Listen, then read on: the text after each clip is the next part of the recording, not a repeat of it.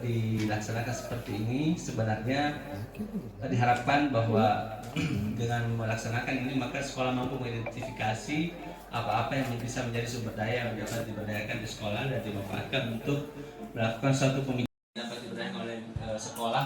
Yang pertama adalah modal manusia, tadi murid, kepala sekolah, guru, staf, kemudian ada orang tua, komite sekolah. Itu adalah semua bentuk-bentuk modal yang dimiliki oleh sekolah. Mungkin selama ini kita berpikiran bahwa modal itu hanya misalnya apa yang kita lihat di sekolah kita bisa manfaatkan, dan sumber dana yang ada di sekolah, mungkin itu pikiran kita bahwa itu modal. Tapi sebenarnya ternyata bahwa modal kita itu adalah orang tua siswa. Karena sebenarnya dia pendukung utama dari terlaksanaannya program pendidikan kita. Karena kalau orang tua tidak mendukung, tidak bisa jalan apa yang kita laksanakan. Jadi orang tua termasuk modal manusia, komite. Saya undang hari ini seorang orang tua, tapi belum orang tua murid, tapi belum datang, Pak Musalim. Beliau adalah orang tua yang paling sering kita gunakan jasanya di sekolah ini. Tapi berperan apa yang bisa kita lakukan di sekolah sebagai modal, ya, kepemilikan modal di sekolah. Sambil kita tunggu tanya jawab dari dari Bapak Ibu sekalian. Air putihnya kan ada itu.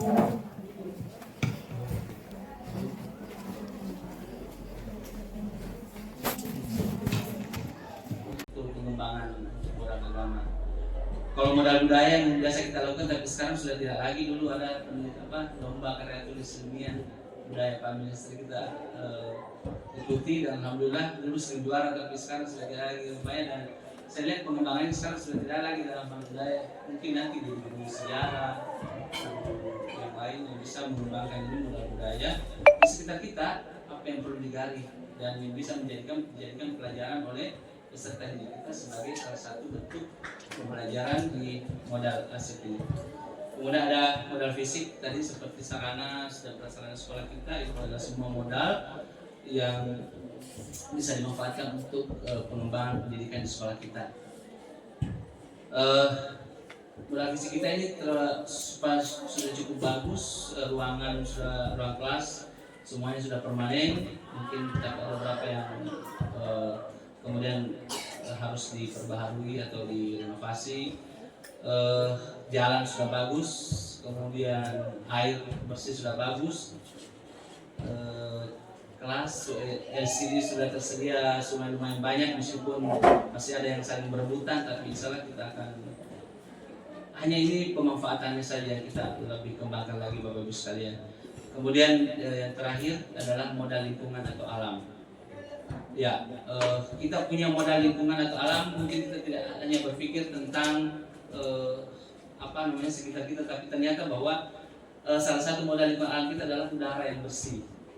Itu kemudian letak geografis sekolah kita yang tinggi sehingga bebas banjir. Itu adalah salah satu bentuk modal yang kita miliki sebagai modal lingkungan alam atau fisik atau lingkungan atau alam.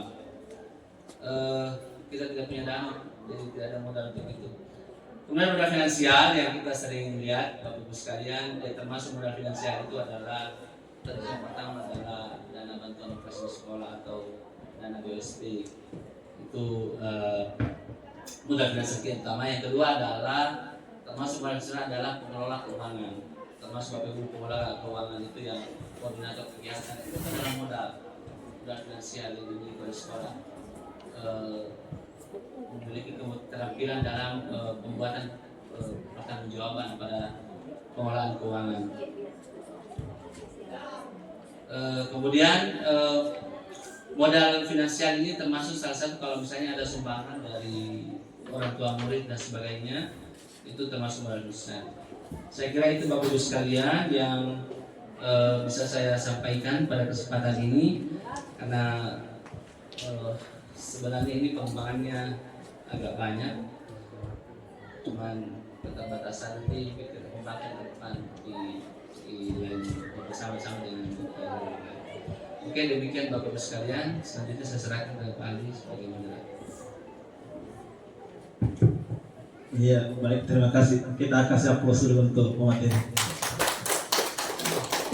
Ya baik Bapak Ibu, jadi setelah kita mendengarkan pemaparan materi tadi, maka acara kita lanjut ke acara selanjutnya, yaitu sesi tanya jawab terkait dengan 7 aset utama sekolah.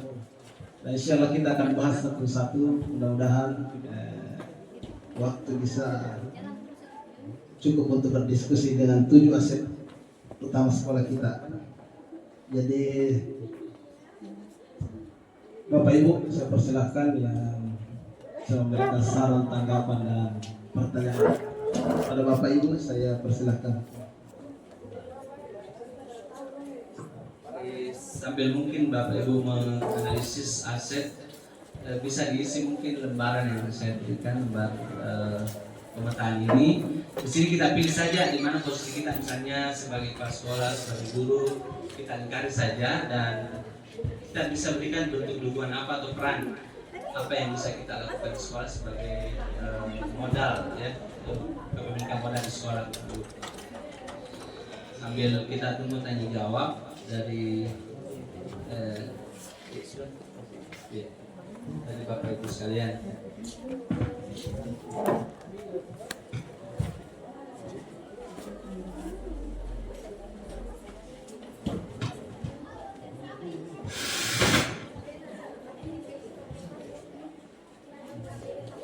Bagaimana Bapak Ibu, ada yang ya silakan dulu.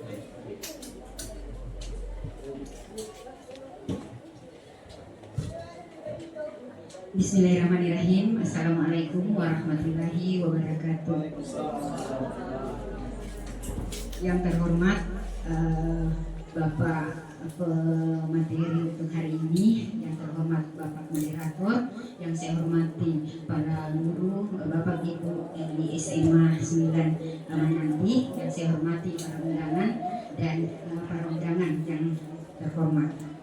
Baik Bapak Ibu sekalian, setelah tadi mendengarkan paparan dari pemateri tentang pemetaan aset di SMA Negeri 9 ini, kami selaku orang tua siswa sangat berterima kasih. Yang pertama-tama adalah berterima kasih karena diundang pada kegiatan ini. Setidaknya dengan diundangnya kami sebagai orang tua di sini, kami bisa sedikit mengetahui apa sih yang terjadi di SMA ini. Setelah tadi mendengarkan pemaparan materi dari Bapak, bentuk dukungan peran saya sebenarnya di sekolah ini, bentuk dukungannya sesuai dengan tadi yang Bapak ceritakan itu banyak sekali dan sangat berpotensi. Nah, yang saya ingin sedikit bukan memberi masukan atau sedikit beri masukan adalah terkait dengan aset yang pertama. Yang pertama itu aset pertama adalah modal manusia. Kami tahu selaku orang tua, aset di SMA 9 ini sangat banyak, sangat berpotensi dan sangat bagus, terutama kepala sekolahnya, gurunya, tenaga kependidikannya, tenaga sekolahnya, semuanya saling bekerja sama dengan bagus.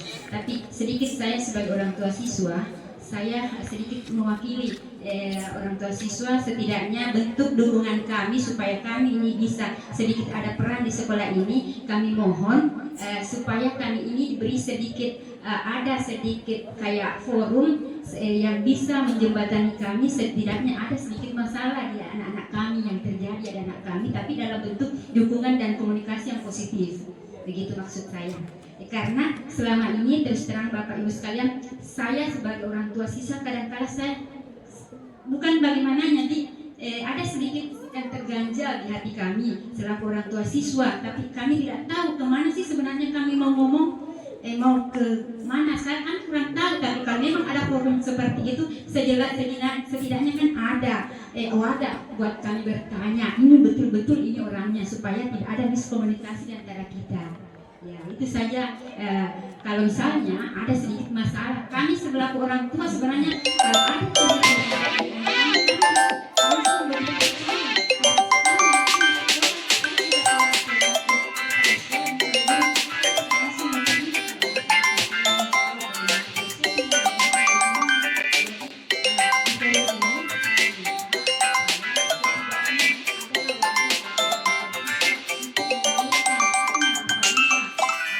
Bagaimana Bapak Ibu, ada yang ya silakan dulu.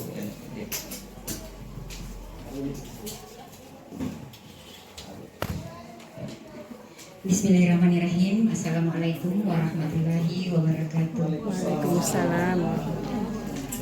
Yang terhormat, mewakili orang tua siswa, setidaknya bentuk dukungan kami supaya kami ini bisa sedikit ada peran di sekolah ini. Kami mohon supaya kami ini diberi sedikit ada sedikit kayak forum yang bisa menjembatani kami. Setidaknya ada sedikit masalah di anak-anak kami yang terjadi ada anak kami, tapi dalam bentuk dukungan dan komunikasi yang positif. Begitu maksud saya. Karena selama ini terus terang Bapak Ibu sekalian, saya sebagai orang tua siswa kadang-kala saya bukan bagaimananya ada sedikit yang terganjal di hati kami selaku orang tua siswa, tapi kami tidak tahu kemana sih sebenarnya kami mau ngomong, mau ke mana. Saya kan kurang tahu, tapi kalau memang ada forum seperti itu, setidaknya kan ada wadah buat kami bertanya, ini betul-betul ini orangnya, supaya tidak ada miskomunikasi di antara kita. Ya, itu saja. Kalau misalnya ada sedikit masalah, kami selaku orang tua sebenarnya kalau ada cerita dari anak kami juga tidak langsung begitu percaya, karena kami yakin di sekolah, saya juga selaku kepala sekolah dan kalau guru, saya tidak langsung mau terima kalau ada apa-apa. Saya mau tahu bagaimana prosesnya, begininya. Jadi di forum ini saya hadapi anak-anak kita yang kita hadapi. Mungkin ini kita semua bisa menjawab bahwa ada komite yang tempat kita berkolaborasi untuk menyampaikan unek-unek kita atau permasalahan-permasalahan yang ada pada peserta didik kita. Yang kedua, menyikapi dari pembahasan Bapak Komite tadi bahwa di SMA 9 Sinjai ini sudah ada kegiatan keagamaan, namun itu belum maksimal. Ya, literasi itu Pak hanya 1 jam pelajaran, ya di sekitar 40 menit berjalan, dan itu kita sudah paralelkan bahwa ada yang ceramah, ada yang